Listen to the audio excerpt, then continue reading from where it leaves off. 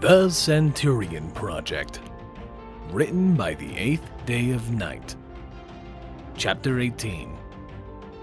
The Rat Exercise. Section 1, Part 2. And last but not least, Guardsman Bright. Elias blinked as he looked down from the brilliant blue sky to the brown of the Pegasus at the front of the crowd. Scarlet looked at Elias in awe as the man stood stone still, unsure of how to react. He got a prod from Bookbinder, who nudged him forward with a wide smile. The first step was hesitant, but as Elias took the second, he felt absolute control creep over his body. The voices in his head grew silent, and the walls between them temporarily bled together as a personality he thought was dead rose to the front.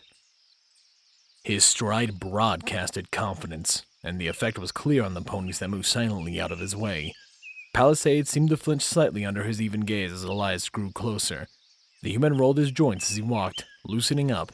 They had half an hour to lay out their battle plan, but Elias wanted to be warmed up anyway. He stopped a few feet short of Palisade and the rest of his advisors. Elias slid his shield onto his back, the straps fitting snugly over his shoulder as he crossed his arms. "Might I ask why you want me?" Elias asked, his voice calm, giving nothing away. Palisade shifted nervously, likely not expecting the question. He smiled as he looked back for support. "Well, Guardsman, you fought against Captain Nightshade and Captain Chaser," the Pegasus replied. "I thought if any pony was an expert on combat, it would be you. I'd love to hear your thoughts on my battle plans." Elias thought about mentioning that a good fighter didn't always make a good strategist, but the pony was already staring at him nervously enough. He nodded silently and walked to Palisade's left, falling in beside a pair of nervous-looking unicorns. Both stared straight forward, refusing to meet Elias's eyes. He snorted and crossed his arms again. Palisade gave him another nervous look before looking back at the assembled guards. "All right, we'll be out shortly to tell every pony their positions. I think we have a real shot this year."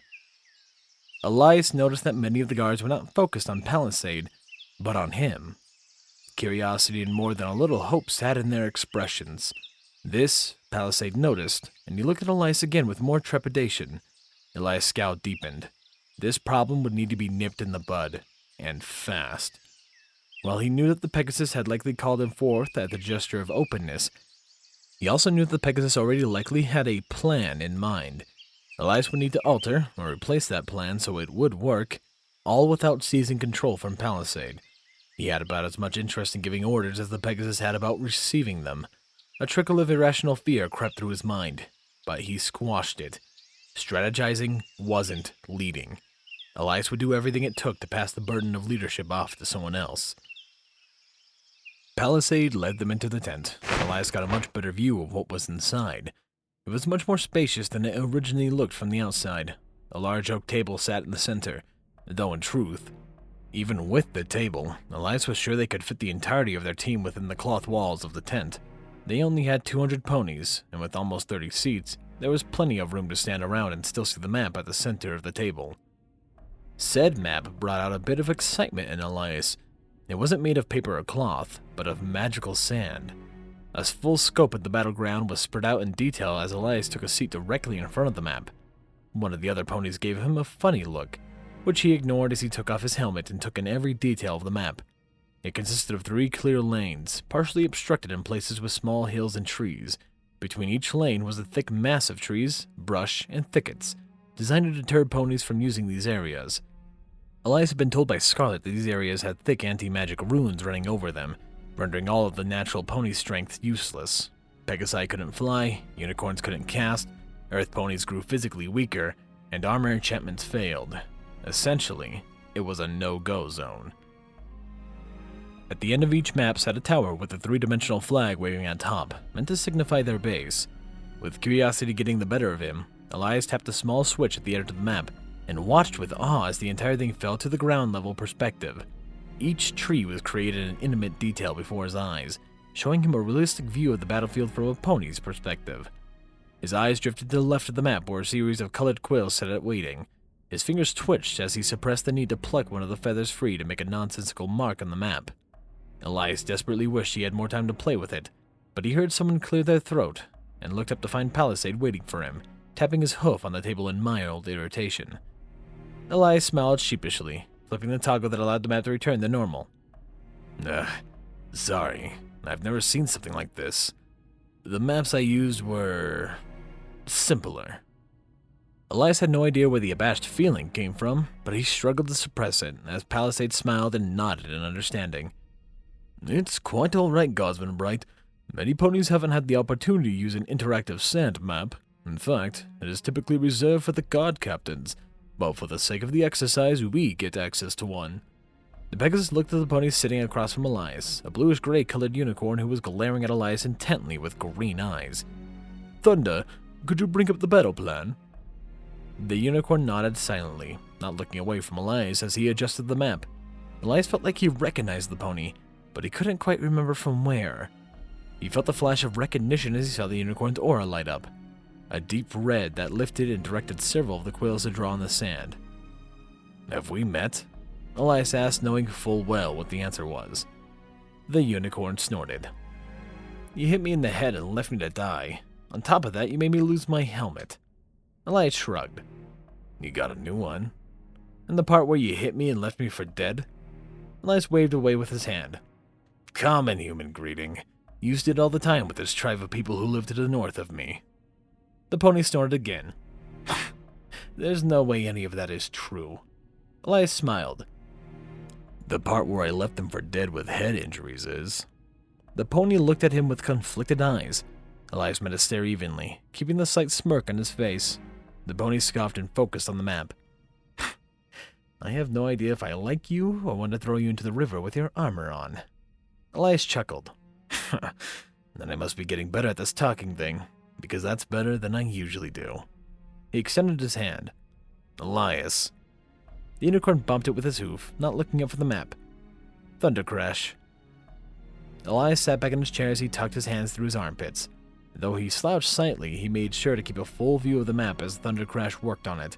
It took Elias all of 10 seconds to find out what was wrong with the plan. Palisade smiled widely as the map began to come together. Alright, ponies, the plan is just like last year, but this time we have 2 additional shield ponies on our side. I believe if we concentrate both of them over our flag, we can weather whatever the Solar Guard throws at us. Then charge out when they're exhausted. We'll sweep them from the field this year, he proclaimed happily. Elias frowned as he leaned forward to study the fully drawn map. 3 lines had been drawn in the middle of each lane, with the intention of pulling back to concentrate around the base. It was a purely defensive play, and not even a good one. As most of the ponies brown-nosed and patted their leader on the back, Elias cleared his throat as he sat back in his seat, and Palisade looked at him, his smile bright. Yes, Godsman Bright. Do you have some insight on how to make our plan function better? Elias shook his head. Nope.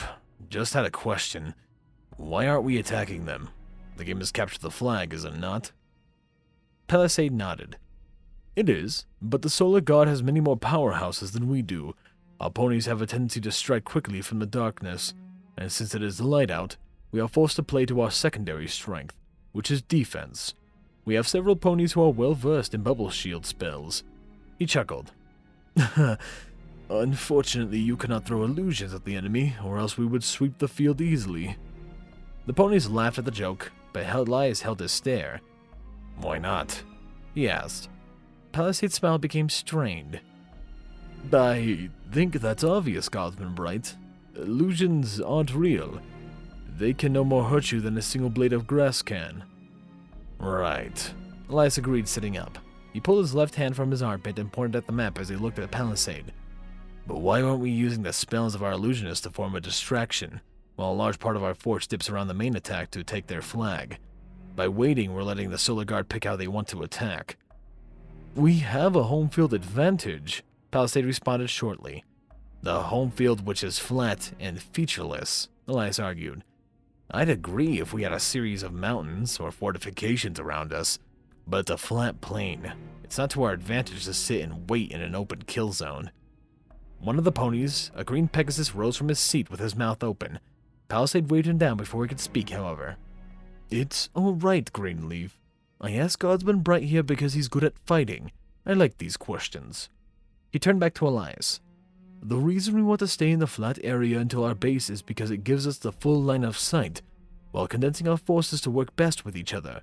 We may not be the most powerful ponies, but most of us have fought together several times. We know each other's strengths and weaknesses, and we work better if we can communicate clearly. Elias nodded, processing the statement. The justification wasn't that bad per se, just misguided. Well, that may be true, Elias conceded. Do you think the same is any less true for the Solar Guards? We've been broken down by veterancy. Besides a few others and myself, everyone has done this song and dance before. The results are going to be the same as well. Greenleaf was out of his seat again in an instant. You know what, Bright? You should be grateful to be even in this tent. I don't care if you fought with 2 guard captains. You lost both times. He sneered. Why don't you let ponies who know what they're doing make the battle plan, Elias nodded in agreement. All right then, let's see the plans from all the battle winners in the room, he said, gesturing towards the map with an open hand. The ponies glared at him, but when he caught their eye, they looked away in shame. Elias looked at Greenleaf, who met his gaze with fury. I might be new here, but on the battlefield, I likely have more experience than anyone in the guard, Elias said. I'm trying to make sure we win because I've seen the record. 3 years you've run this play, and 3 years it has failed brutally. Wouldn't you like to make it the 3rd round for once? Elias looked at the palisade. The brown Pegasus met his gaze, not with anger, but tiredness, almost as if he had been expecting this result. Part of Elias wondered if his inclusion had been intentional for this very reason. Palisade sighed deeply as his eyes fell at the table. All right, I'll send a letter to the princess resigning as team captain. Guardsman Bright, if you are confident that you can lead us to victory, I'll let you have it. Elias froze in wide-eyed shock. That was the very opposite of what he wanted. Fear traced across his mind as his hands spread out on the table. Absolutely not, Elias said forcefully. Palisade looked at him in confusion. But you said you wanted to run your own plan, and the leader always writes the plan. Elias laughed, drawing more confused looks at the ponies. He smiled at Palisade. That's really funny, but absolutely wrong. If it was true, then why are any of us here? Elias asked, pointing at himself, then all the ponies at the table. The point of this little tent is so that we can lay out a plan. A good leader uses all of their resources, including a strategist. Elias rubbed his eyebrows with his thumb. The last thing I want out of today is to be giving orders. You can have that job for the rest of both of our lives for all I care. Me, though? Let me write the plan, work it out with an advisor or two of my choosing, then give you the word on how it's executed. Elias rolled his shoulder, using what tension had built up in it. I'm a fighter, and I'll follow whatever orders you give to the letter, Captain. But if we use this plan, he said, jabbing a finger at the map, we're going to lose. You let me come up with something, though? I can guarantee us at least 1 round, if not the whole exercise. Elias then tucked his hand back under his armpit as he looked at Palisade. Like I said, though, you're in charge. I don't want the position. I don't want to give orders. I want to win. That's it. If you say we run that, he nodded at the map, then we run it. I would advise against it, however. Elias looked around the tent. But I am one guard. You have a host of other advisors here. You're in charge. The decision is yours, he said, tilting his head. But if you need more motivation to see it my way, then think of it like this. If we try it and it works, you look good because you ran a new play that worked out and learned the benefits of trusting your advisors. On the other hand, we lose. You throw me out and blame me, and then run whatever plan you like without some loudmouth like myself questioning you. Elias spread his hands. The way I see it, you can't lose anything. He then fell silent as he watched Palisade. The Pegasus frowned in thought, his eyes flicking around the table at some unseen spot. The other ponies at the table remained silent, splitting their gaze between Elias and Palisade. Elias counted to 64 before the Pegasus spoke up. Palisade sighed loudly as he looked up. Before I agree to anything, I want to know what it is. His hazel eyes looked at Elias intently. I'd like an idea of what I'm throwing ponies at. Elias grinned and nodded. That I can do, Captain. Elias sat up, leaning over the battle plan. He didn't touch it yet, keeping his hands tucked under his armpits, as he studied it silently. Elias reached out, erasing the work Thunder Crash had done. He then grabbed a quill and began drawing carefully. Is this the exact same plan you've ran for 3 years? Elias asked out loud. Thunder Crash nodded. I've drawn it the same each time. The adjustments that we've made have been a pony or two at most. Elias tilted his head as he studied the developing map. And the Solar Guard, how have they responded traditionally? Greenleaf snorted dismissively. I don't see how that matters. Elias didn't even bother with a response to the pony. After a moment of pure silence, Palisade cleared his throat. Each year the Solar Guard rushes all 3 lanes. We've created the initial lines to wear them out a bit before they come at us for real. I've only ever gotten to scout their base once, but they always leave about a dozen ponies in 3 groups of 4 on all sides of the base around their flag. Elias nodded and changed quills, adding golden positions to the map. Thundercrash eyed his work curiously. If I might ask, what's the point of knowing how the Solar Guard are attacking us? No matter how we defend in lanes, they always sweep us out. They're faster, more powerful. Elias nodded. That they are, but I'm thinking even a powerful pony can be dragged down by numbers. He put his finishing touches on the plan, adjusting a few formations with the blue quill, then sat back to admire his handiwork. 3 filled-in golden boxes pushed at each lane equally, with empty boxes around the solar flag. The lunar side looked much different. On the right lane sat an empty blue box, meant to represent maybe 10 ponies. In the center sat a filled-in box, which he was going to refer to as the hold line. On the left sat 2 boxes, one far behind the other.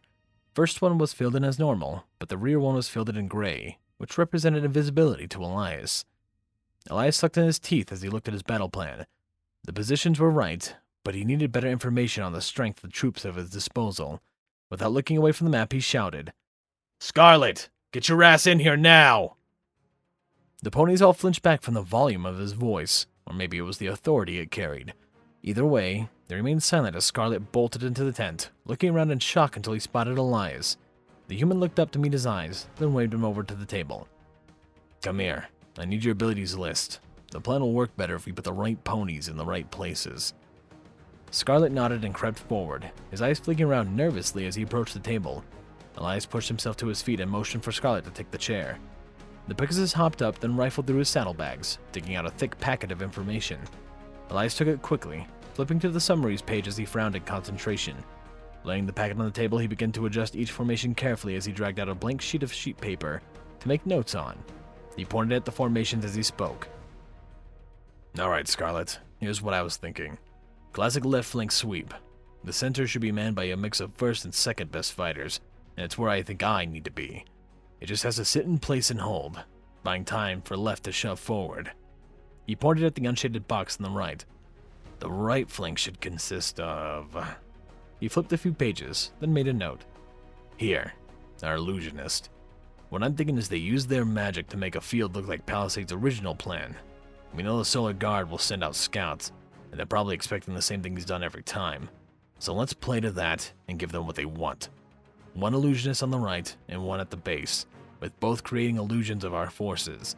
Whiteshine will fall for it, hook, line, and sinker, and won't be sufficiently prepared for the rush on the left. Scarlet frowned in thought. Do you intend for the left flank to push forward from the start? Even if they routed whatever Whiteshine sent down that flank? He would have ample time to withdraw from the other 2 lanes to protect his base. We need to give him to commit fully before he can push his left flank. Elias smiled and tapped his forehead with a quill. Exactly. So here's what I'm thinking. He flipped through the packet again. It was, here we are. Charmer. She has an invisibility bubble that she can keep up for an hour or more. We use her to cover the rear left force until we engage on all fronts. Then she drops it while Palisade leads the charge to sweep up and left. He looked at Palisade, who was nodding in odd understanding. Captain, I would recommend you pick the strongest fighter for this rear team. Elias said, pointing at the grayed out box. You're going to need to hit hard, heavy, and lightning fast. If you take too long going up the left, Whiteshine will get the opportunity to retreat some of his ponies back. We'll do our best to keep them occupied, but we're going to get awfully busy when they realize the right flank is purely a diversion. He scratched his head as he made a few notes on the map. I expect that right flank will be hard pressed to divert push here. They'll need to sweep back around the corpse of the tree and sprint up the center. As if they're running to the real push, where the Solar Guard realize that the flag isn't at base, they'll likely hit us in the middle. I hope you can nab their flag before that happens. I don't have any particular interest in fighting while surrounded. Palisade looked at him in visible confusion. What do you mean the flag won't be at base? We have to keep it clearly visible at all times before we forfeit. Elias nodded. I know. That's why you're going to be wearing it in your plume. All of the ponies looked at him with their mouths agape, and Elias looked around at each of them. What? I've been told Palisade is a capable fighter. He'll be in the rear left group. He'll stand outside the invisible shield. It'll look like he's observing and ready to retreat should the fight go south. The flag is blue like our plume, so it'll be clearly visible to those looking for it, or it will fool those who took a glance at it. A moving flag will keep the enemy guessing, and it's much easier to defend than a flag that sits in place. We can keep a pony running at top speed. We can't make a flagpole run around. A few of the ponies smiled at the lame joke, and it was enough to break their stares. Palisade gulped nervously. Are you sure? It seems like a big risk. Too risky if you ask me. Audentes fortuna juat, Elias whispered to himself. The ponies looked at each other in confusion, but Elias shook himself mentally and looked at Palisade. The biggest risks often give the greatest rewards, Elias replied with a grin. If you keep your group tight and don't get bogged down, we can sweep this in under an hour. Easy peasy. He inclined his head. But it's on you, Captain. I'm confident in my plan, but you give the orders here. If you say no, then it's a no. Palisade shook his head. No, your plan is... Well, it's certainly daring. I kind of want to try just to see if it can work. He frowned as he stood at the map. Elias waited patiently, subtly handing Scarlet's notes back so he could slip in his saddlebags. The pony slipped the bags off and draped them on the table.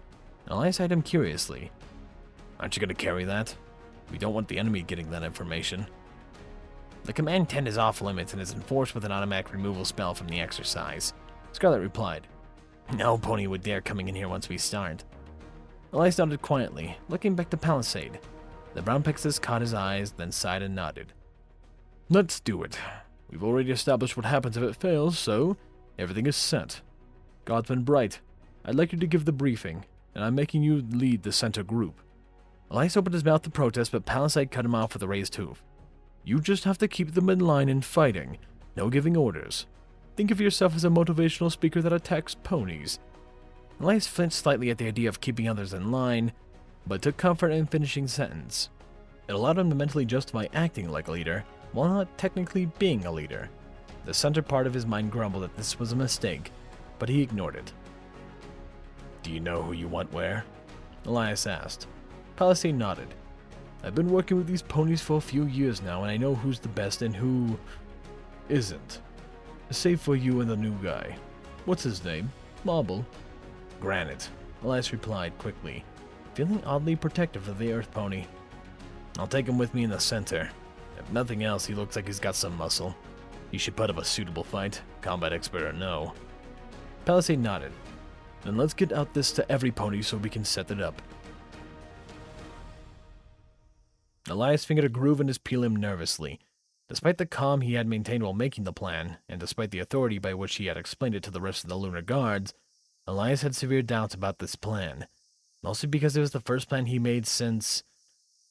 that was going to be executed.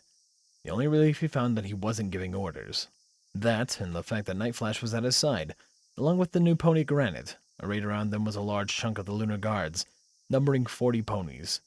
Palisade had them grouped by familiarity with each other, then broke those into sections of the plan.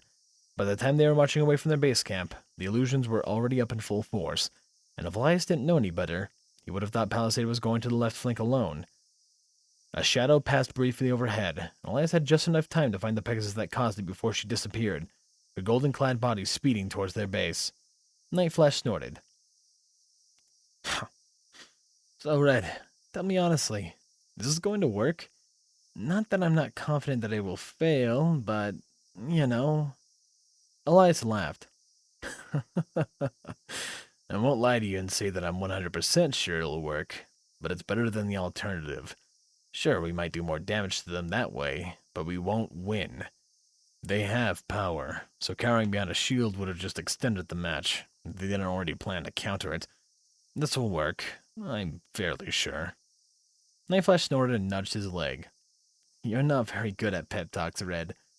Elias smiled weakly. He knew he could give some awe-inspiring speech. He had practiced Roman-style orientation for days on end. He knew precisely what to say to get everyone riled up and ready to fight. But he knew he wouldn't survive the speech. It would feel too familiar. Too much like leading. Swallowing roughly, Elias nodded. No, I am not. He agreed meekly. Night Flash gave him a curious look, pressing gently against Elias's side. Then a low grumble began to sound from their front. Elias felt his confidence return as his mind prepared to fight. His muscles relaxed. Elias carefully drew another pilum from his shield. Holding to his left hand as he waited in the dust cloud became visible quickly, and around him, the lunar guards moved into position. Elias happily noted that they all avoided standing directly behind him. It would make it easier for him to throw. The solar guard came roaring into view, shouting with glee as they spotted the blue-clad lunar guards. The sight of them charging blindly forward made Elias smile. He pointed his pillion towards the approaching ponies. This bunch means that's gonna work. Look at them. There's no strategy. They're just coming straight at us. He snorted. Their funeral. Elias flipped the pillion in his grip, eyeing the solar guards. He made a split-second calculation. The spear went into the air, and he heard a shout of shock ring out as the pony disappeared with a pop. That's one, Elias said as he passed the pillion between his hands. The solar guards sped up their charge. An amber-colored shield descended in front of Elias as spells were thrown their way. Powerful fireballs impacted the shield, the blistering heat scorching his face. But Elias didn't so much as blink as he set a second pillion through the air, followed swiftly by a third. A unicorn laughed arrogantly as he conjured a shield, blocking the first pillion, dropping it just in time for the second to come roaring and drill him in the face. He vanished with a flash of light and pop. Elias smiled savagely as he drew feather. The blade felt lighter than ever, and for a second, Elias felt giddy. He looked at Night Flash, the pony's face serious as he tensed in a combat pose. And that's two. A good start, don't you think? Night Flash nodded grimly. Out of the corner of his eyes, Elias saw that lunar guards line up, tensing as they resisted an urge to sprint forward. Elias had not so subtly recommended they remain in place, to let the solar guards wear themselves out as they charged. Only when they were within a few feet would the lunar guard rush forward. Elias snarled as he began to see the pupils of the ponies that were charging with their shield. Elias was the first to lurch forward, silent as he pushed past the conjured shield. The solar guards seemed to pick up their pace again, and as Elias came within arm's reach, he dropped to his knees, bracing his shield against his knee and his shoulder at an angle. Unable to stop his forward momentum, the earth pony that had been charging directly at him went up the shield. As he felt the hooves impact his shield, Elias flipped it, sending the pony into the dirt. A lunar guard pounced on him, stabbing him in his exposed belly, and then he was gone. Elias had already moved on to his next foe. An earth pony flipped around as she tried to buck him. Elias simply took a step back, letting her hooves flail in the air. With the pony overbalanced, Elias punched her with his shield, knocking her helmet loose before he stabbed at her exposed flank. The tip of the gladius touched her, and she vanished, as did her helmet. Elias looked around at the engaged ponies, quickly finding Night Flash near and nearby dueling with another Pegasus. Flash executed a quick feint, one that the golden-clad Pegasus ignored. He swung wildly at Night Flash's throat, and Flash stepped back to avoid the strike. The Solar Guard Pegasus pressed his advantage, but, unfortunately for him, he had nobody watching his back. Elias's shield cracked into his ribs, and the pony spun to meet his new opponent.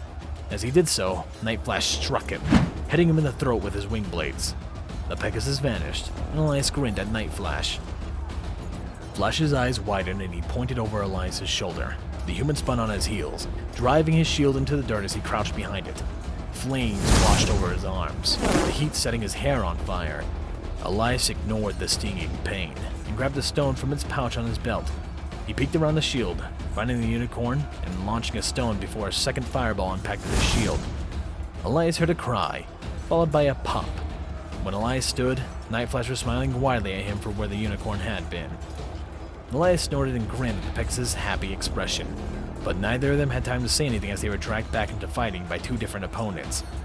Elias dipped under the outstretched wings of a caramel-colored Pegasus, flipping his sword in his grip. Elias punched the Pegasus in the throat. As the pony sputtered and retreated, Elias slashed at his head with his gladius.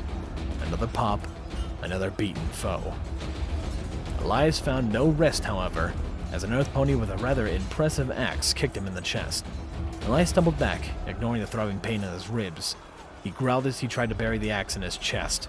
He blocked the thick blade with his gladius, sparks flying as steel clashed. She attempted to kick him again, but Elias blocked her hoof with his scutum, and then he reared back, building enough force to cruelly headbutt her in the muzzle. His helmet hit her with a crack of bone, and the earth pony cried out in pain. Elias got a shield under one of her hooves, then flipped her. Clutching her broken nose, she was no threat as Elias made her disappear with a slash across her throat. Another pony in golden armor appeared in the stands, clutching at a broken nose as a team of healers swarmed her. Their horns alight as they mended the injury, easing her pain as they quietly comforted the pony. Luna couldn't help but to wonder why Elias seemed to inflict an initial wound before going for a killing strike. Was it merely a part of his fighting style that she was overthinking? Or was there a more sinister implication that was beginning to suddenly brought to light? Even since their conversation in the streets of Canterlot, he had shown more noticeable improvement with the continued affections of Bookbinder and Night Flash, but perhaps putting him on the battlefield was a mistake. Celestia let out an excited gasp as Elias dipped under a lance of magical energy, countering it with a brutal swing of his shield that caused the unicorn to appear in the stands. Grumbling and rubbing his horns softly, seemingly without a second thought, the human immediately engaged another, sparks flying as he fought off the unearthed pony who was wielding a short sword in his teeth. I must say, Celestia said calmly, Palisade has dramatically improved his planning since last year. Using Elias as a distraction in the center lane while the majority of their troops go left is an effective strategy. If they were not outnumbered as they are, I would expect your guards to hold strong with the human at the lead. Luna sniffed as she shifted her eyes away from the captivating human. She looked to the right lane, where the illusions were rapidly disappearing as the Solar Guards began attacking the real Lunar Guards. Several loud pops echoed in the stands as blue-clad ponies appeared, their eyes instantly focusing on the battlefield before them. I do not believe the God's Pony Palisade has improved like you think, sister, Luna replied.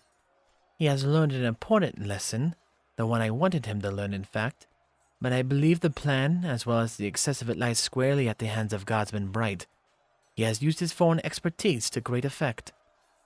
Luna frowned as the rest of the illusions vanished, and the three remaining Solar Guards began to flee the vastly superior solar force. They were quickly sat upon and disappeared from the battlefield. The Solar Guards quickly sprinted to the Lunar Guard's base, but upon arriving, they found nothing.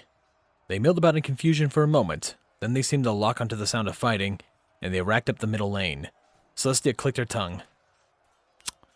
Oh my, that is good, she said. Palisade's forces are almost at my flag, and there's no pony that can help the guard left behind. If your middle group can hold out for a minute or two... The Solar Guard around them cheered as the right group charged the Lunar Guards in the center. A loud cry seemed to cut through the air, and Luna was unsurprised to see Elias rush the group by himself, his armor glistening in the sunlight. She hoped that he would hold out. To the rear! A voice called out desperately. Elias looked with wild eyes as a loud shout cut through the air. A few of the Solar Guards around him cheered as their fighting increased in intensity. Elias noticed a few concerned expressions on the faces of his compatriots, and then more than one began to fall back into the charging hooves of more Solar Guards. They were cut down swiftly, disappearing as the lines of ponies began to merge. With a roar that cut through the noise, Elias rushed, alone at the charging lines of the Solar Guards. They flinched at the power of his voice, and he slammed into them with his shield leading the way. The first pony he hit vanished with a pop as their neck curled backward.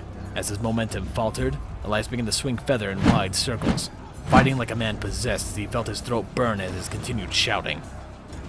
A unicorn began to charge her horn, but Elias met her with a fist and then a shield to the head. She vanished.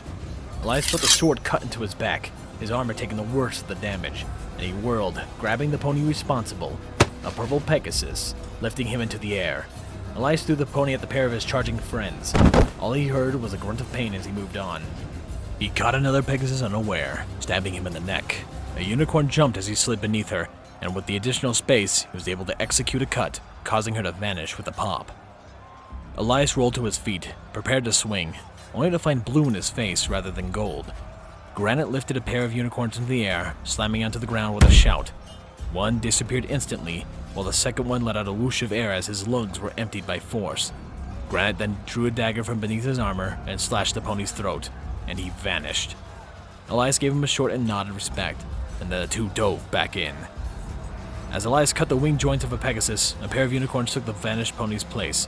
Unlike the rest of the Solar Guards, these two didn't try to rush Elias. They stood back, drawing glimmering swords as they squared off with Elias.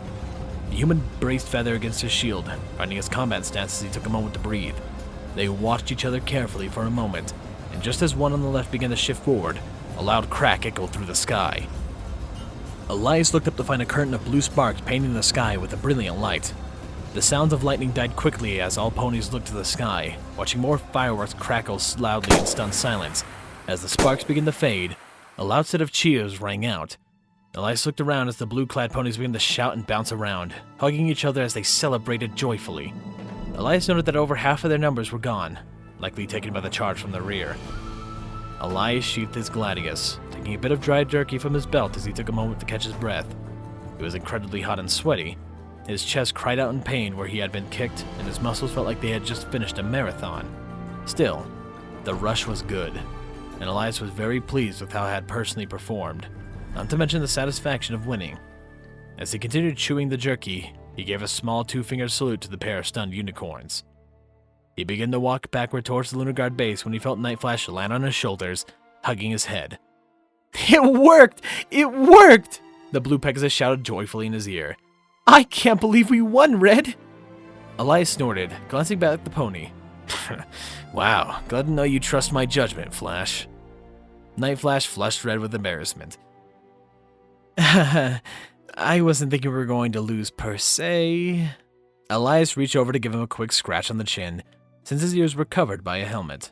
As he began to walk forward again, Elias found himself surrounded by celebrating Lunar Guards, most of them jostling him as they trotted at his side.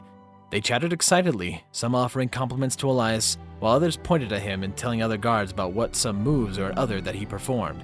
Mostly, they just stared at him with pure joy, the excitement from their first victory clear in their eyes. Elias sighed eternally. That excitement was soon to vanish, and he saw the reason why clearly on their faces the Solar Guards as they separated. The golden ponies looked pissed now, and Elias had no doubt that the next round would not find such success.